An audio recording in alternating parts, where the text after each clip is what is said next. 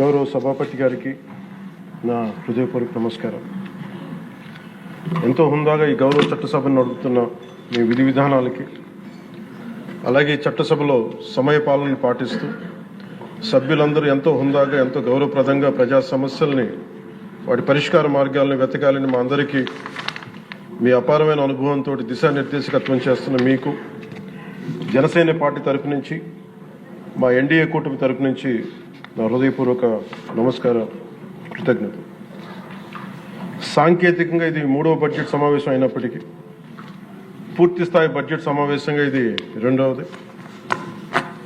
5 కోట్ల పైచిలుకు ప్రజలు ఆశల్ని, ఆకాంక్షల్ని ముందుకు తీసుకువెళ్తూ వారి కష్టాలకి, కన్నీళ్ళకి పరిష్కార మార్గాలను వెతకడానికి 164 మంది సభ్యులున్న ఎన్డీఏ కూటమిని తన అపారమైన 4 దశాబ్దాల రాజకీయ పాలనానుభవంతో రాష్ట్ర విభజన సమయం నుంచి గత ప్రభుత్వ అవినీతి, అరాచక పాలన వల్ల వచ్చిన వారసత్వ సమస్యలన్నింటినీ పరిష్కరిస్తూ సంక్షేమంతో పాటు ఆంధ్రప్రదేశ్ అభివృద్ధి పదం వైపు నడిపిస్తున్న గౌరవ ముఖ్యమంత్రి శ్రీ నారా చంద్రబాబు నాయుడు గారికి నా హృదయపూర్వక నమస్కారం. మంత్రివర్గ సహచరులకి, తోటి శాసనసభ్యులకి నమస్కరిస్తాను. ఇంకో 3 నెలల్లో 2 సంవత్సరాల పాలనని పూర్తి చేసుకోబోతున్న ఎన్డీఏ ప్రభుత్వం చాలా కాల పరీక్షలను తట్టుకొని, ఒక అరాచక పాలన ఎదుర్కొని ఎన్నికల సమరంలో విజేతగా నిలబడింది. మనల్ని గెలిపించి ఈ నేలకి సేవ చేసిన భాగ్యం కలిగించినందుకు 5 కోట్ల రాష్ట్ర ప్రజలకు కృతజ్ఞత చేతులెత్తి నమస్కరిస్తున్నాను. రాష్ట్ర ప్రజలకి అండగా నిలబడుతున్న టీడీపీ, బీజేపీ, జనసేన పార్టీల నాయకులకి, కార్యకర్తలకు కూడా నేను నమస్కరిస్తున్నాను. నీలో సాహసం ఉంటే దేశం అంధకారంలో ఉంటుందా అని కవి శేషేంద్ర గారు రాసిన వాక్యానికి నిలువెత్తు ప్రతిరూపం భారతదేశ గౌరవ ప్రధానమంత్రి శ్రీ నరేంద్ర మోదీ గారు. వారు అందిస్తున్న సహకారానికి ఎన్డీఏ కూటమి తరఫున, ఆంధ్రప్రదేశ్ రాష్ట్ర ప్రజల తరఫున నా హృదయపూర్వక ధన్యవాదాలు తెలియజేస్తున్నాను. ఆంధ్రప్రదేశ్ రాష్ట్ర ప్రథమ పౌరులు, రాజ్యాంగ సంరక్షకులు, రాజ్యాధినేత justice, former supreme court justice S Abdul Nazeer గారు చేసిన బడ్జెట్ ప్రసంగం చాలా ప్రేరణ ఇచ్చింది. ఆంధ్ర రాష్ట్ర భవిష్యత్తుకు బలమైన పునాదులు వేసింది. వికసిత్ భారత్లో భాగంగా వికసిత్ ఆంధ్రప్రదేశ్ లక్ష్యంగా సాగింది. రాజ్యపాలకులు, గౌరవ రాజ్యపాలకులు శ్రీ అబ్దుల్ నజీర్ గారు బడ్జెట్ ప్రసంగం వింటున్నంతసేపు ఆద్యంతం భారతరత్న శ్రీ అటల్ బిహారీ వాజ్పేయి గారు మాటలే నా మనసులో మెదిలినాయి. వారు అన్న మాటలు, Bharat needs a government that cares, Bharat needs a government that will reach out to the last person the last. ఆ స్ఫూర్తితోనే గౌరవ ముఖ్యమంత్రి శ్రీ నారా చంద్రబాబు నాయుడు గారి నేతృత్వంలో నడుస్తున్న ఎన్డీఏ కూటమి ప్రభుత్వం దివ్యాంగులకి ఇచ్చే పెన్షన్లు 3,000 నుంచి 6,000కి చేశారు. మంచం నుంచి లేవలేని దివ్యాంగులకి 6,000 నుంచి 15,000 అందిస్తున్నారు. సామాజిక పెన్షన్లు 3,000 నుంచి 4,000కి పెంచారు. రాష్ట్ర వ్యాప్తంగా 63.25 లక్షల మందికి ఈ పెన్షన్ల ద్వారా 2,738 కోట్ల రూపాయలు అందజేస్తున్నారు.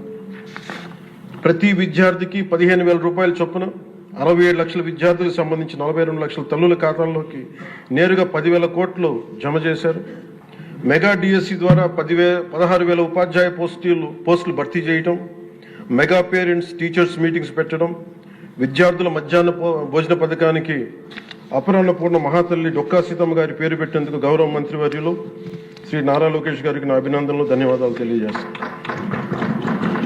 మనకి అన్నం పెట్టే రైతాంగం కష్టాలు, కౌలు రైతుల కన్నీటి కథలు, అప్పులు, మరణాలు విన్నప్పుడల్లా ఆధునిక మహాభారతంలోని పంక్తులు జ్ఞప్తికి వస్తాయి. పొలాల కోరిక ఏమిటి?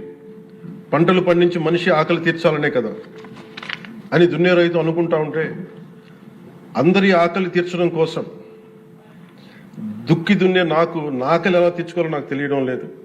నా బతుకొక సున్నా కానీ నడుస్తున్నా.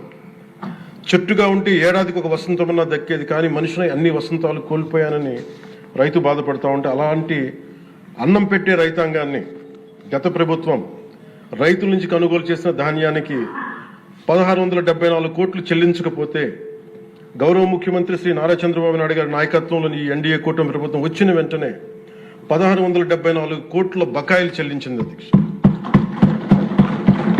అది కాకుండా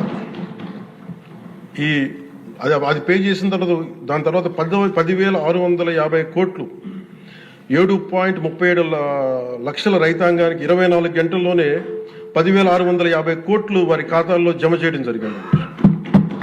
ఇంకొక 53,000 మంది పైగా రైతులకి 48 గంటల్లో సుమారు 1,000 కోట్లు చెల్లించడం జరిగింది. తొలకరి వర్షం తర్వాత జలదానం చేసిన మేఘాలకి భూమిలో ఉన్న ఒక చిన్నారి గింజ మెడ బయట పెట్టి మొదటగా వచ్చిన 2 ఆకుల్ని చేతులుగా జోడించిందంటే కృతజ్ఞతలు తెలిపిందని ఒక కవితా పంక్తుల్లో ఉంటాయి.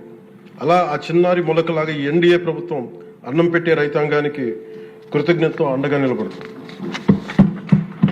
అలాగే గౌరవ సభ సాక్షిగా కౌలు రైతుల కష్టాలు కన్నీళ్లు తెలిసిన వాడిగా మీ వాడిగా చెప్తున్నాను. కౌలు రైతాంగానికి భూమిని ఫలాలుగా పంటలుగా మార్చే ప్రవీణత ఉన్నవాడు ధైర్యం కోల్పోనక్కర్లేదు.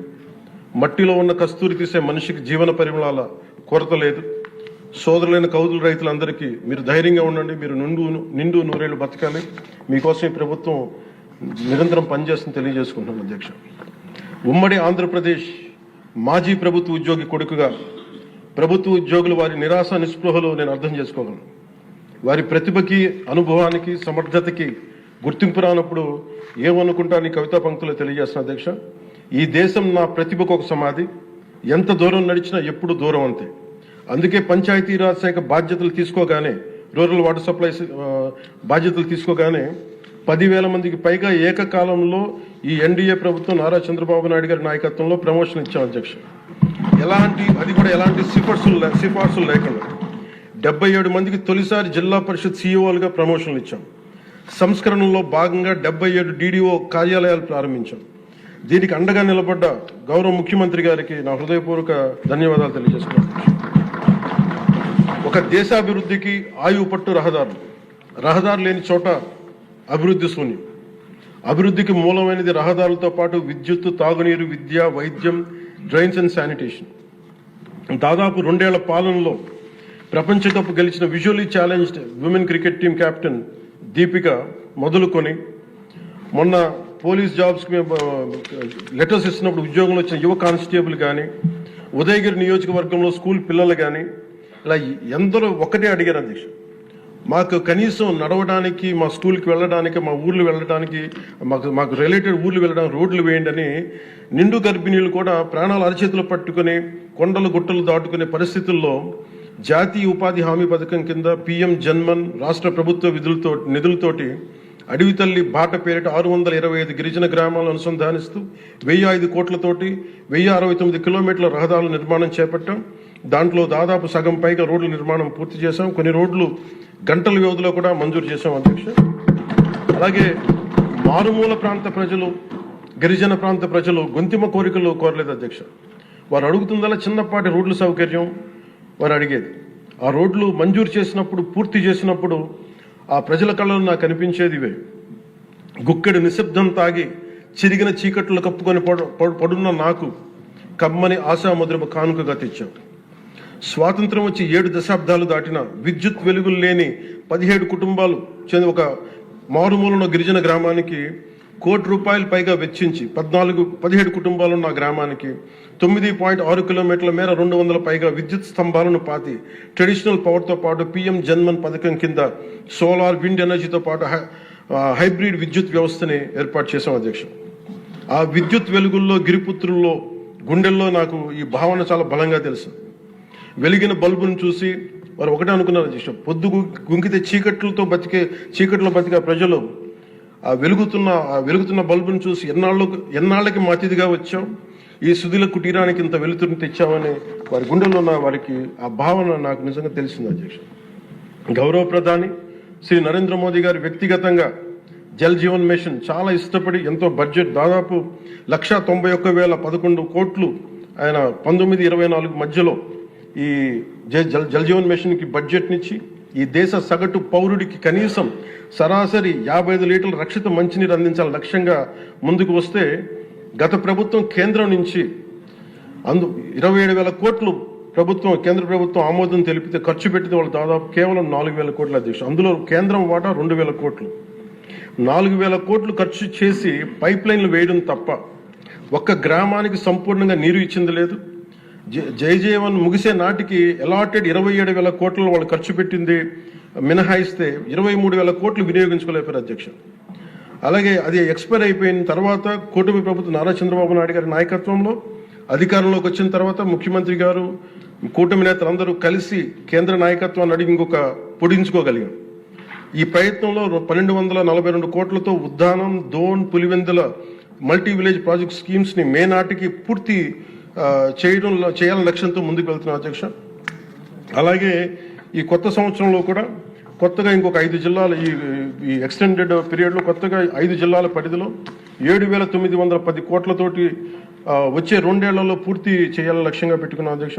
చిత్తూరు, ప్రకాశం, పల్నాడు, ఉభయ గోదావరి జిల్లాలో చేపట్టిన పనులు పూర్తయితే వచ్చే 30 ఏళ్లలో 1,21,00,000 ప్రజల రక్షిత మంచినీటి అవసరాలను తీరుస్తుంది.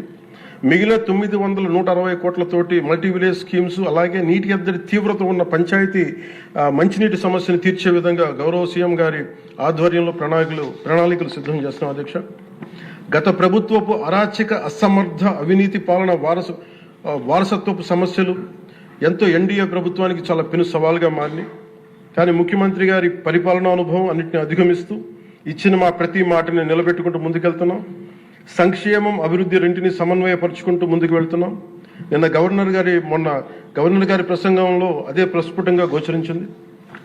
అలాగే ఈ సందర్భంలో గవర్నర్ శ్రీ అబ్దుల్ నజీర్ గారి వ్యక్తిత్వం గురించి ప్రత్యేకంగా చెప్పుకోవాలి అధ్యక్ష. Is a great scholar, legal luminary, a humanist, a devout religious man with a respect for all religions and a great patriot. People of Andhra Pradesh and our NDA government is fortunate for having him as our beloved governor అధ్యక్ష. అలాంటి ఉన్నతమైన వ్యక్తి ముందు ఆ 11 మంది సభ్యులు వారి ప్రసంగ సమయంలో వెల్లోకి వచ్చి రభస చేసిన విధానం చూస్తే నాకు ఒకటే అనిపించింది అధ్యక్ష, హనుమంతుడి ముందు కుప్పి గంతులు వేయడం ఏంటని. అలాగే 151 నుంచి 11 సభ్యులకి పడ్డ వారిని చూసి మనం అందరం కూడా నేర్చుకోవాల్సింది, గుర్తుపెట్టుకోవాల్సింది అది భారతరత్న వాజ్పేయి గారి మాటల్లో, democracy రెsts on one belief, and that is when leaders cannot solve the problems, the people will. అందుకని ఇది మనం చాలా జాగ్రత్తగా మన భారతరత్న వాజ్పేయి గారి మాటల్ని మనం తీసుకోవాలి అధ్యక్ష.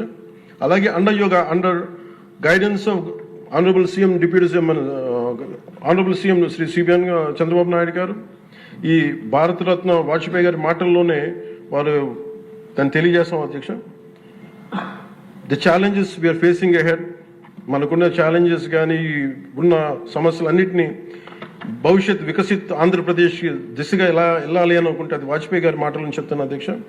It's no problem we cannot tackle, no challenge we cannot face, no opportunity we cannot seize. Jai Hind and జై భారత్.